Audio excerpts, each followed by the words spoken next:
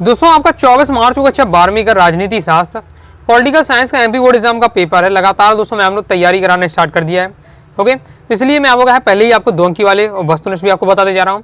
क्रम से वीडियो देखना चाहते हैं 12th political science topper series 2025 के नाम से प्ले लिस्ट है। प्ले लिस्ट पर जाकर क्रम से वीडियो देखकर आप तैयारी कर सकते हैं। इस वीडियो में दोस्तों हम 2 अंक वाले अति महत्वपूर्ण प्रश्न उत्तर देखने वाले हैं। ये पार्ट 2 है, इससे पहले पार्ट 1 आ चुका है। ओके, तो क्रम से आपका पार्ट वाइज पार्ट वीडियो देखकर आपका कंप्लीट तैयार करते जाना है। ओके, तो अपने लक्ष्य के लिए जोशीले और जुनूनी बनिए, विश्वास रखिए, परिश्रम का फल सफलता ही है। ओके, पिछली वीडियो में दोस्तों मैं आपको अध्याय 6 तक कंप्लीट कराए थे। आपको पता है थोड़ा चैप्टर बाई चैप्टर आपको 2 अंक वाले क्वेश्चन बता रहा हूँ, लेकिन चैप्टर बाई चैप्टर ताकि आपको समझने में आसान हो। ओके, वैश्वीकरण से हमें देखना था अध्याय 7 से। तो वैश्वीकरण का अर्थ लिखिए, या वैश्वीकरण किसे कहते हैं। एग्जाम 22 में आया, 23 में आया, तो 25 में आ सकता है आपका। तो विचार, पूंजी, वस्तु तथा सेवाओं का विश्वव्यापी प्रवाह को हम क्या वैश्वीकरण कहते हैं। बिल्कुल शॉर्ट में और सिंपल परिभाषा दी है। जैसे वैश्वीकरण के 2 कारण लिखिए, या फिर वैश्वीकरण को प्रेरित करने वाली 2 परिस्थितियां लिखिए। एमपी 23 में क्वेश्चन आया था, ये भी आपको पढ़ के रखना है। तो 2 कारण कौन से हैं वैश्वीकरण के। पहला है प्रौद्योगिकी में हुए विकास, यानी टेक्नोलॉजी का लगातार विकास हुआ है।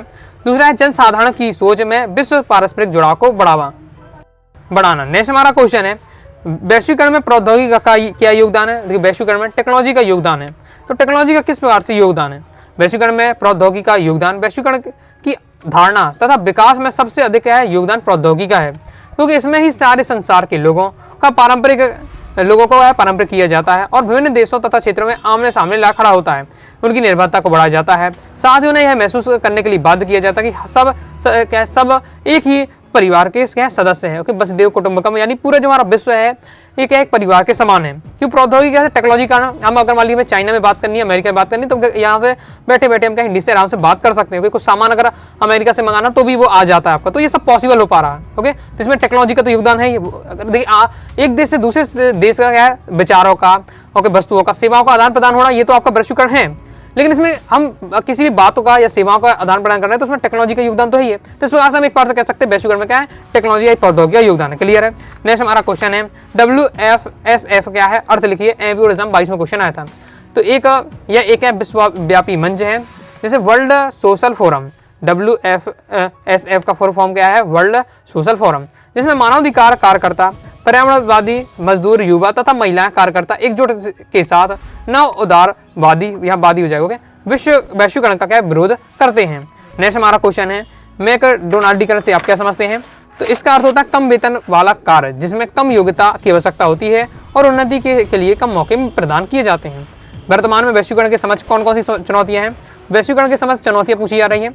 तो वर्तमान में वैश्वीकरण के समक्ष 4 प्रकार की चुनौतियां हैं। प्रतियोगिता बनाए रखना, सरकार एवं व्यापार नियमन, अंतर्राष्ट्रीय परिवेश का विकास करना, विविधता को क्या व्यक्ति करना।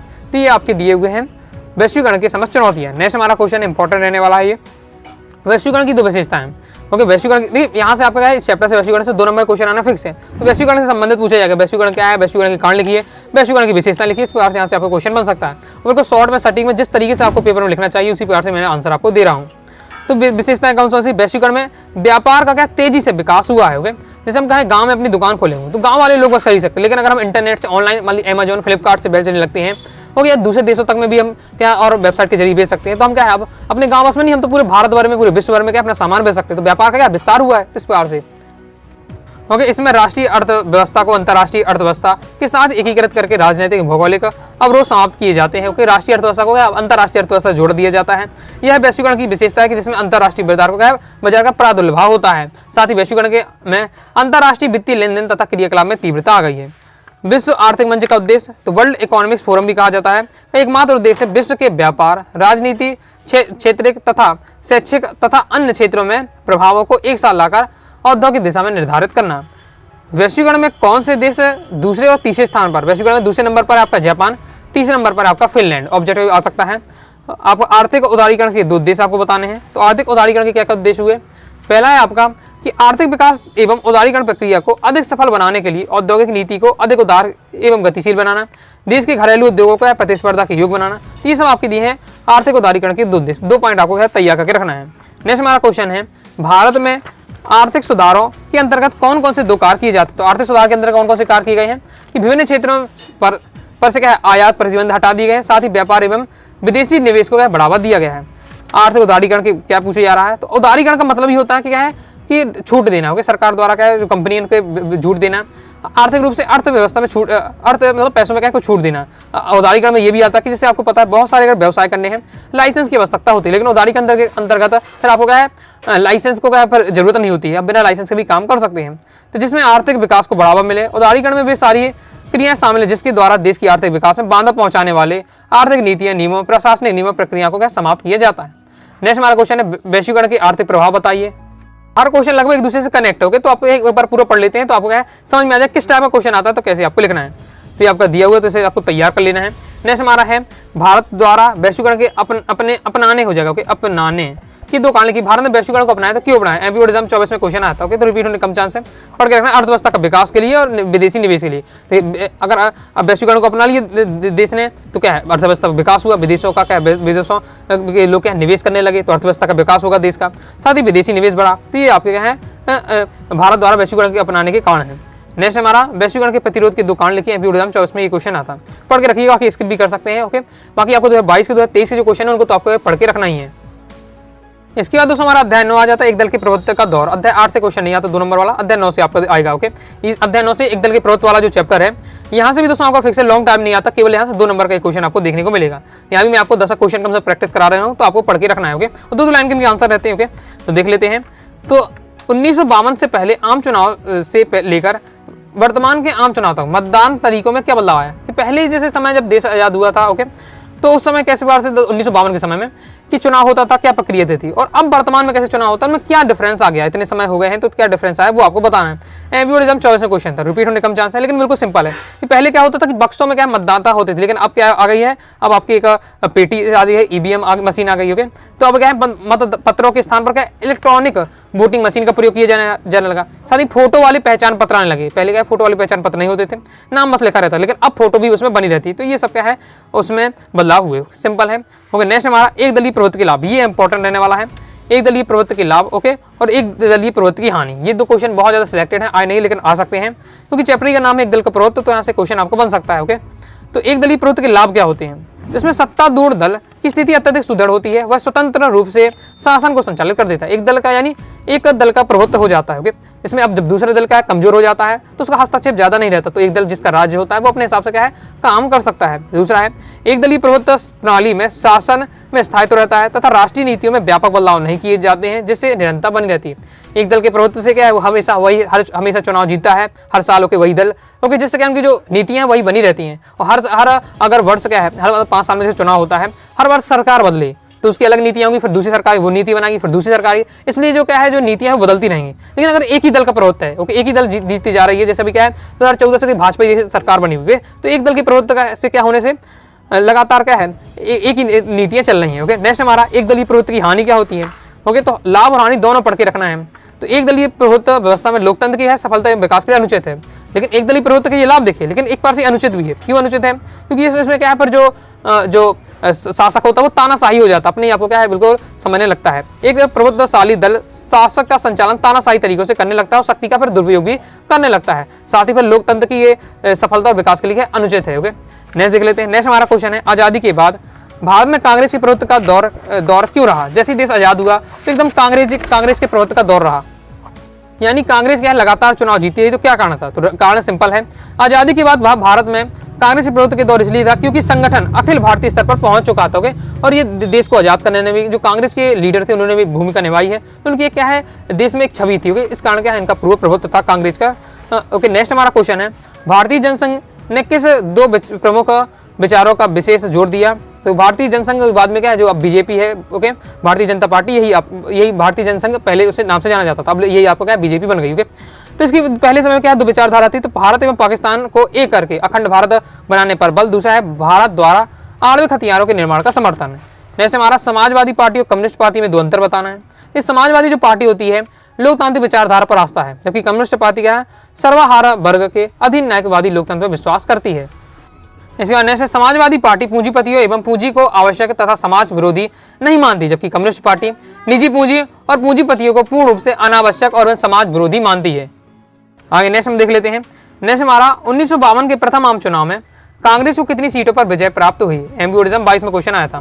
तो प्रथम आम चुनाव में 1952 में कांग्रेस को कुल क्या है 489 स्थानों पर 364 स्थानों पर क्या है विजय प्राप्त हुई थी। याद रखना है, एमपी ओडिशा 22 मैचों का रिपीट हो सकता है।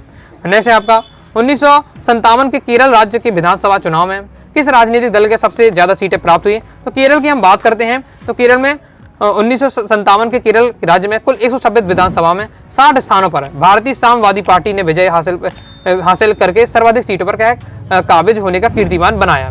नेक्स्ट देख लेते हैं, भारत में पहले 3 चुनाव में कांग्रेस के प्रभुत्व के 2 कारण लिखिए। क्योंकि भारत में जैसे आज़ाद हुआ तो चुनाव होना स्टार्ट हो गए, तो आगे जो 3 चुनाव थे उनमें कांग्रेस का प्रभुत्व था, मतलब कांग्रेस एक तरफा जीत होती थी। जैसे क्या कारण है? तो पहला है स्वतंत्रता संग्राम में दौरान क्रांति कांग्रेसियों का लोगों में अधिक लोकप्रिय होना, क्योंकि जो कांग्रेसी के लीडर थे उन्होंने क्या स्वतंत्रता संग्राम में बहुत ज़्यादा महत्वपूर्ण भूमिका निभाई, लोगों ने जानते थे इसलिए उन्हें क्या है हमेशा जिता दिया जाता था। और यह एकमात्र ऐसा दल था जिसके पास ग्रामीण स्तर पर विस्तृत फैला हुआ एक संगठन था। नेक्स्ट हमारा क्वेश्चन, एक दल के प्रभुत्व से आप क्या समझते हैं? इंपॉर्टेंट रहने वाला है। एक दलीय प्रभुत्व के लाभ, एक दलीय प्रभुत्व के हानि तो हमने देख ली, लेकिन एक दल प्रभुत्व होता क्या है? तो एक दलीय प्रभुत्व का आशय होता है बहुदलीय व्यवस्था के अंतर्गत किसी एक दल का विधान था, यानी पार्टियां तो बहुत सारी हैं, बहुत सारी पार्टियां हैं। जैसे अभी आप देखते हैं अभी चुनाव में तो बहुत सारी पार्टी है, लेकिन केवल एक दल का अगर प्रभुत्व होता कि एक तरफा जीत हो रही होगी। जैसे कांग्रेस के समय था जब देश आजाद हुआ तो बहुत सारे ऐसा नहीं थे कांग्रेस पार्टी थी, बहुत सारी पार्टी थी, लेकिन क्या कांग्रेस की एक तरफा जीत होती तो वही कहलाता है। लेकिन बहुत सारी हैं तो पार्टी है, बहुदलीय पार्टी है, यानी मान ली 10-15 पार्टी है, लेकिन एक ही पार्टी को लगभग 80% सीटें मिल जा रही हैं, 80% सीटें मिल जाए तो एक दल का प्रभुत्व कहलाएगा। इस बार इस व्यवस्था में यद्यपि अन्य कई दल होते हैं परंतु उनका राजनीतिक महत्व नहीं होता है, क्योंकि लोगों ने अधिक समर्थन प्राप्त नहीं होता है। ऐसी व्यवस्था में मतदाता केवल एक ही दल को क्या अधिक महत्व देते हैं। नेक्स्ट हमारा क्वेश्चन है, विपक्षीय पार्टियों के उद्भव के मुख्य कारण लिखिए। एमपी एग्जाम 24 में क्वेश्चन आया था। ओके, तो ये आपका दोस्तों क्या है प्रीवियस रहना चुका है, तो कम ही चांस है। बाकी विपक्षी दल क्यों उत्पन्न होते हैं या उद्भव क्यों होता है? तो विविध राजनीतिक विचारधारा है। ओके, जो राजनीतिक पार्टी चल रही है उसकी विचारधारा से हम संतुष्ट नहीं है, हमारी अलग ही विचारधारा, तो हम एक नई पार्टी बना सकते हैं। साथ ही सत्तारूढ़ दल पे क्या है प्रति असंतोष। ओके, जो भी शासन कर रहा है वर्तमान समय में हम उसकी जो नीतियां उनसे असंतुष्ट है तो भी हम क्या है अपनी पार्टी का निर्माण कर सकते हैं। तो ये आपके रहने वाले हैं। बाकी एमपी एग्जाम 24 में आ चुका है, कम ही चांस है। नेक्स्ट हमारा सोशलिस्ट पार्टी का वर्णन कीजिए। होगा तो पढ़ के रखना है। सोशलिस्ट पार्टी का ये पहले पॉइंट याद रखना है कि आचार्य नरेंद्र देव ने सोशलिस्ट पार्टी की स्थापना की थी। ये इंपॉर्टेंट रहेगा, ऑब्जेक्ट में पूछा जा सकता है। तो सोशलिस्ट पार्टी की स्थापना आचार्य नरेंद्र देव ने की थी। 1934 में सोशलिस्ट पार्टी का गठन कांग्रेस के भीतर के युवाओं ने किया। कांग्रेस में जो युवा थे उन्होंने क्या सोचा कि हम अपना एक अलग पार्टी बनाते हैं, जिसमें संस्थापक आचार्य नरेंद्र देव थे, लीडर ये थे। ओके, उन्होंने क्या सोशलिस्ट पार्टी बनाई। 1948 में कांग्रेस ने अपनी पार्टी के संविधान में बदलाव किया, दोहरी सदस्यता खत्म कर दी। पहले क्या था कि दोहरी सदस्य कर सकते, अपनी एक अलग पार्टी बना ली, उस पार्टी में तो सदस्य ही है, उसके लीडर हैं, साथ ही कांग्रेस में भी लीडर है। तो कांग्रेस की जो पार्टी उन्होंने नियम बनाया कि आप दो जगह पार्टी में नहीं रह सकते, कि हमारी कांग्रेस पार्टी में भी है और अपनी पार्टी बनाकर ही बैठे हुए, कोई एक पार्टी को चुनना पड़ेगा, कांग्रेस ही में रहें या फिर अपनी दूसरी पार्टी बनाना है तो फिर कांग्रेस से हट जाए, इस प्रकार से। ओके, तो दोहरी सदस्य वाली सिस्टम को क्या खत्म कर दिया था। तब क्या है जैसे ये नियम बनाया कांग्रेस पार्टी ने, तो फिर आचार्य नरेंद्र देव ने कहा कि हम ये अपनी ही अलग पार्टी बनाएंगे। इस प्रकार से भारत में चुनाव आयोग का गठन कब हुआ? चुनाव आयोग के किन्हीं 2 प्रमुख कार्य लिखे, इंपॉर्टेंट है। चुनाव आयोग का गठन हुआ था जनवरी 1950 में। इनका कार्य क्या होता है? चुनावी क्षेत्रों का सीमांकन करना और साथ ही मतदाता सूची तैयार करना। कंप्लीट हो जाता है। नेक्स्ट दोस्तों हमारा आ जाता है अध्याय 10 नियोजित विकास की राजनीति, और इस चैप्टर से हम बात करते हैं। तो यहाँ से भी दोस्तों आपको 2 नंबर क्वेश्चन आता है, लॉन्ग नहीं आता इस चैप्टर से, केवल शॉर्ट टाइप यानी 2 नंबर वाला क्वेश्चन आपको देखने को मिलेगा। यहाँ से भी आपको 10 क्वेश्चन आपको पढ़ने पड़ेंगे, 10-12 क्वेश्चन, तो मुझे बता रहा हूँ, पढ़ के रखिएगा। ओके, बाकी आगे बढ़ने से पहले बताना चाहूंगा पीडीएफ मटेरियल प्राप्त करना चाहते हैं तो पॉलिटिकल साइंस के कोर्स को ले सकते हैं। All chapter important question answer, all chapter objective question answer, previous year paper, model paper, साथ ही 2 अंक 3 अंक वाले इस बार से भी अलग से आपसे क्वेश्चन दे दिए जाएंगे। और जो भी आपको मटेरियल मिलेगा पीडीएफ मटेरियल रहेगा, कम समय आप क्या बेहतरीन तरीके से तैयारी कर पाएंगे, बार बार अपने हिसाब से रिवीजन कर पाएंगे, पढ़ पाएंगे, तो आसानी होगी आपको पढ़ने में। 90 39 53 40 79 इस दिए व्हाट्सएप में मैसेज करके कोर्स वाले जानकारी लेकर आप कोर्स को ज्वाइन कर सकते हैं। देख लेते हैं पहला दोस्तों हमारा क्वेश्चन है, द्वितीय पंचवर्षीय योजना की कोई 2 विशेषताएं लिखिए। तो एमपी एग्जाम 24 में क्वेश्चन आ चुका है। ओके, तो कमी है चांस है, आप प्रथम पंचवर्षीय योजना की विशेषता पढ़ लीजिएगा। देखिए प्रथम पंचवर्षीय और द्वितीय पंचवर्षीय योजना के विशेषता इंपॉर्टेंट है। जैसे तो द्वितीय तो आपका आ चुका है। ओके, क्या क्या विशेषता थी कि इस योजना में बुनियादी और पूंजीगत वस्तुओं के उद्योगों को स्थापित करने के लिए दृढ़ निश्चित किया गया, यानी मैंने यहाँ द्वितीय पंचवर्षीय में युद्ध उद्योगों को ज्यादा महत्व दिया गया। तो ये आपको पॉइंट पढ़ के रखना है, ऑब्जेक्ट में पूछ लिया जाता है। नेक्स्ट, इसका योजना में उद्योग और परिवहन के विकास पर पहले की तुलना में ज्यादा जोर दिया गया। बॉम्बे प्लान क्या है? इंपॉर्टेंट रहने वाला, लेकिन ये भी आपका एमपी 22 और 24 में आ चुका है, तो भैया आपकी किसी भी चांस नहीं है, पर बिल्कुल सिंपल है। लेकिन 1944 में क्या उद्योगपतियों ने एक तबका यानी गुट एकजुट होगा और इस समूह ने देश की नियोजित अर्थव्यवस्था चलाने हेतु एक संयुक्त प्रस्ताव तैयार किया। इसे बॉम्बे प्लान कहा जाता है। बॉम्बे प्लान की मंशा थी कि सरकार औद्योगिक तथा अन्य आर्थिक निवेश के क्षेत्र में कदम उठाए पर देश की नियोजित अर्थव्यवस्था पर चले। क्लियर है। 1944 में उद्योगपतियों ने क्या एक अपना गुट बनाया, उन्होंने डिसाइड किया क्या कि हम क्या है नियोजित अर्थव्यवस्था चलाने के लिए संयुक्त प्रस्ताव तैयार किया, जिसे बॉम्बे प्लान कहा जाता है। नेक्स्ट हमारा क्वेश्चन है, भारत में योजना आयोग की स्थापना कब हुई? 15 मार्च 1950। अब एक वाक्य में भी आ सकता है, आपका 2 नंबर में भी आ सकता है। ओके, एमपी एग्जाम 23 में क्वेश्चन आ चुका है, रिपीट हो सकता है। फिर आपको मैं बता चुका हूँ कि प्रथम पंचवर्षीय योजना की विशेषता है कि एमपी एग्जाम 23 में आता, तो ये आपका चांस हो जाता है। ओके, तो पढ़ के आपको रखना है। और साथ ही आपको ये जरूर पढ़ लेना है कि प्रथम पंचवर्षीय योजना का मुख्य उद्देश्य क्या था, द्वितीय पंचवर्षीय का मुख्य उद्देश्य क्या था। एक शब्द में इस बार से पूछा जा सकता है। प्रथम पंचवर्षीय योजना में कृषि को ज्यादा ध्यान दिया, दूसरी पंचवर्षीय योजना में उद्योगों को ज्यादा महत्व दिया गया। ओके, प्रथम पंचवर्षीय योजना में हम बात करते हैं कृषि क्षेत्र पर ध्यान देते हुए बांधों एवं सिंचाई पर निवेश किया गया। और प्रथम योजना की लक्षित विकास दर 2.1 थी, जबकि हासिल दर की गई दर क्या है 3 से 6% रही है। नेक्स्ट हमारा इंपॉर्टेंट है, पढ़ के आपको रखना है। इसकी 2 विशेषताएं प्रथम पंचवर्षीय योजना की। नेक्स्ट हमारा नीति आयोग की स्थापना क्यों गई? नीति आयोग बना तो उसकी स्थापना क्यों की गई? तो नीति आयोग की स्थापना उदारवादी आर्थिक नीतियों तथा भूमंडलीकरण के कारण उपजी नवीन आर्थिक परिस्थितियों को दृष्टिगत रखते की गई है, जिसमें अर्थव्यवस्था के निजी क्षेत्र की भूमिका बढ़ाने के कारण परंपरागत सरकारी नियोजन की आवश्यकता नहीं रही। नीति आयोग का मुख्य उद्देश्य, तो नीति आयोग का क्या उद्देश्य पढ़ के रखिएगा। नीति आयोग की स्थापना कब हुई? नीति आयोग की स्थापना क्यों हुई? नीति आयोग की स्थापना का मुख्य उद्देश्य, मतलब नीति आयोग से संबंधित क्वेश्चन बनता है। तो 3 पॉइंट अगर ये 3 क्वेश्चन पढ़ लेते हैं तो आपका हर टाइप का क्वेश्चन क्या है कवर हो जाता है। आर्थिक नियोजन से क्या अभिप्राय है? तो आर्थिक नियोजन का अभिप्राय राज्य के अभिकरण द्वारा देश की आर्थिक संपदा तथा सेवाओं को एक निश्चित अवधि के लिए जरूरतों का पूर्वानुमान लगाना है। ओके, यहाँ मैंने कुछ अपने टाइप से क्वेश्चन बनाए हैं जो आपके एग्जाम में आ सकते हैं। आपको बहुत सारी गाइडों में नहीं मिल पाएंगे ऐसे क्वेश्चन। ओके, बहुत सारे ऐसे आपको हर चैप्टर में मैंने कहा ऐसे सिलेक्टेड क्वेश्चन दिए हैं जिनके आने के हाई चांस। ओके, पढ़ के आपको सभी रखना है, जितना बता रहे हो उतना पढ़ लेते हैं, आपको अलग से नहीं पढ़ना पड़ेगा। ओके, तो नियोजन के क्या अर्थ है, परिभाषा बताइए, इंपॉर्टेंट रहने वाला है। नियोजन का अर्थ होता है किसी भी कार्य को सोच समझकर योजनाबद्ध तरीके से करना नियोजन कहलाता है। नियोजन यानी प्लानिंग करना, कोई भी हमें कार्य करना है उसको सोच समझकर उसकी योजनाबद्ध तरीका बना लेते हैं तो वही हमारा नियोजन कहलाता है। जैसे हम क्या अपना टाइम टेबल बनाते हैं कि भैया हम इतने समय पढ़, ये 4 दिन की छुट्टी है या 5 दिन का हमें गैप है एग्जाम में। ओके, तो हमें किसी सब्जेक्ट को मतलब किस किस अध्याय को कब कब पढ़ना है, 2 नंबर वाले कब पढ़ना है, इस पर से हमारे पूरे प्लानिंग कर रहे हैं। ओके, तो हमारे क्या नियोजन कहलाएगी। फिर परिभाषा DGL कोल के अनुसार नियोजन का अर्थ उत्पादन के उपलब्ध साधनों के उचित वितरण की योजना सुनिश्चित करना है।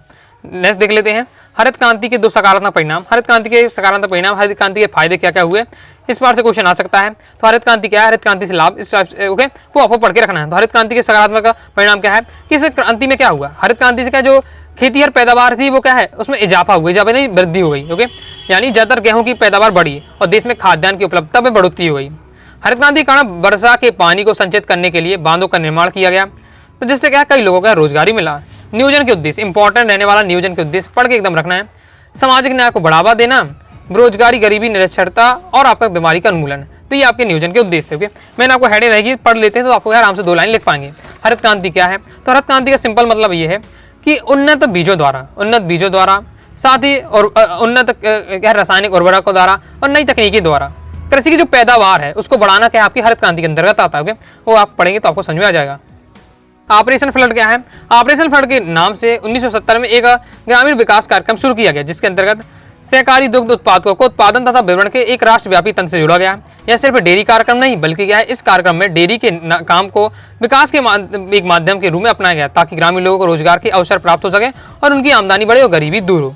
नेक्स्ट हमारा क्वेश्चन है, भारत में योजना आयोग की स्थापना कब हुई? योजना आयोग के काल लिखिए क्योंकि इंपॉर्टेंट रहने वाला है। तो योजना आयोग की स्थापना 1950 में हुई। कार्य इसके आपके रहने वाले बिल्कुल सिंपल 2 पॉइंट में दिया है। राष्ट्रीय संसाधनों के अधिकाधिक प्रभावी और संतुलित प्रयोग हेतु योजना तैयार करना। योजना आयोग, योजना नाम में है योजना आयोग, यानी योजना तैयार करना किसके लिए, राष्ट्रीय संसाधनों जो और हमारे अधिकाधिक प्रभावी और संतुलित किस प्रकार से बनाया जाए इसकी योजना तैयार करना है।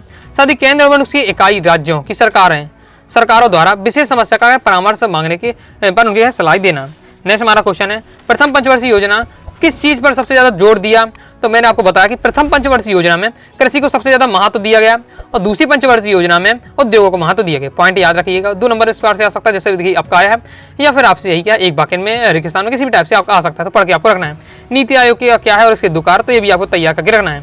नीति आयोग की स्थापना, ओके, तो 1 जनवरी 2005। योजना आयोग है, योजना आयोग को बदल कर क्या है, नीति आयोग कर दिया गया। 1 जनवरी 2015 को योजना आयोग को कन्वर्ट करके आप क्या है, उसे नीति आयोग कर दिया गया। और इसके 2 कार्य दिए हुए, पढ़ के आपको रखना है।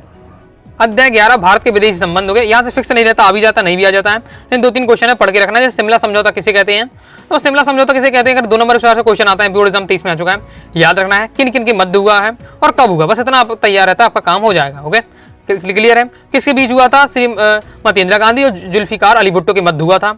कब हुआ था, 2-3 जुलाई, यानी 2 या 3 जुलाई में 1972 को हुआ। तो बस इतना आप तैयार करके रखते हैं, आपका काम हो जाएगा। क्लियर है, बाकी पढ़ सकते हैं, पूरा सिंपल लैंग्वेज दिया हुआ है।